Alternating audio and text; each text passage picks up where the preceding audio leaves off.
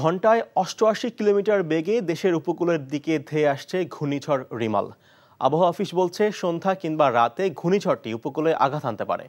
ঘূর্ণিঝড়ের প্রভাবে উপকূলীয় ১৫ জেলায় ৫ ফুটের বেশি উচ্চতার জলোচ্ছ্বাস হতে পারে বলে এক বিশেষ বিজ্ঞপ্তিতে জানিয়েছে আবহাওয়া অফিস।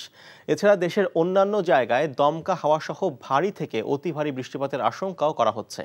সতর্কতার স্বার্থে পায়রা ও মোংলা বন্দরে ১০ নম্বর মহাবিপদ সংকেত এবং চট্টগ্রাম বন্দরে ৯ নম্বর মহাবিপদ সংকেত দেখাতে বলা হয়েছে।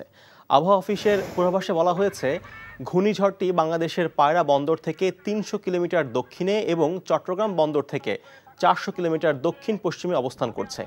এদিকে ঘূর্ণিঝড়ের প্রভাবে দেশের বিভিন্ন এলাকায় দমকা হাওয়া সহ বৃষ্টি হচ্ছে।